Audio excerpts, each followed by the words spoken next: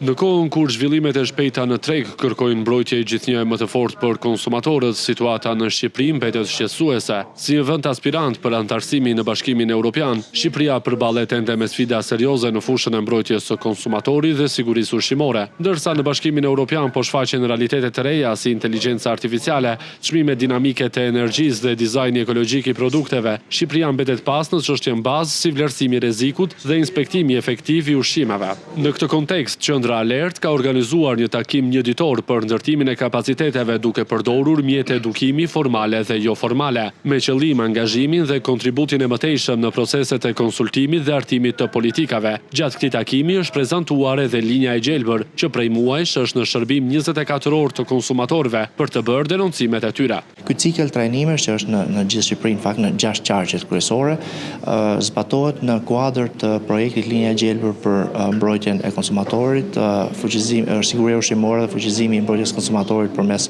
organizatave shoqërisë civile në Shqipëri. Është një projekt që financohet nga Bashkimi Evropian, nga delegacioni i Bashkimit Evropian në Shqipëri dhe që zbatohet nga Qendra Alert në partneritet me Lëvizjen Evropiane në Shqipëri.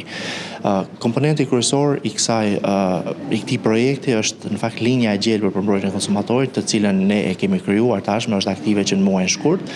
Bëhet fjalë për një numër të gjelbër. Unë do ta them në fakt që është 0826 ku çdo qytetar që ka problematika të ndryshme me shërbime, produkte, kontrata etj. Mund të denoncojë, mund të ankohet dhe ne ndjekim ankesën e tyre deri në zgjidhje. Presupozohet që të gjitha zgjidhen, por gjithsesi edhe kur ne nuk i zgjidhim, ja drejtojmë pastaj institucioneve tjera, siç është Komisioni për Mbrojtjen e Konsumatorit, Ministrinë e Ekonomisë, por edhe instancave tjera dhe ndoshta edhe deri në gjykatë nëse mbetet hallka e fundit. Është një numër që funksionon 24 orë 24 dhe ku 6 orarit zyrtar njerëzit mund të lënë mesazhin e tyre zanor dhe ne i telefonojmë mbrapsht. Gjithashtu ata mund ndjekin dhe ankesën e tyre online në website-in alert.al. Ndërsa trajnimi i sotëm ka lidhje pikërisht me organizatat lokale të shoqërisë civile dhe po ashtu edhe me stafet e bashkive që kanë për detyrë mbrojtjen e konsumatorit, pra aq kompetenca sa ka pushteti vendor, me qëllim që organizatat e shoqërisë civile në Korçë apo qytetet e tjera qarkut në kompetencat e tyre të fusin ose në objektin e punës së tyre të fusin edhe mbrojtjen e konsumatorit, të drejtat e konsumatorit. Gjithashtu është synim edhe ngritja e një rrjeti për organizatat e mbrojtjes konsumatorit në gjithë Shqipërinë. Për hir të vërtetës janë mbi 50 ankesa që shumica janë shqyrtuar, një pjesë e madhe e tyre janë zgjidhur në favor të konsumatorëve, ka edhe nga ato që nuk janë zgjidhur në favor të konsumatorëve, por që janë deleguar, janë proces nga institucionet shtetërore pastaj që kanë në varësi çështjen për cilët bëhet ankesa. Ka pasur një farë ndërgjegjësimi, njerëzit fillojnë të ankohen, ndërsa do doja të veçoja shqetësimet më kryesore të tyre, të cilët janë blerjet online.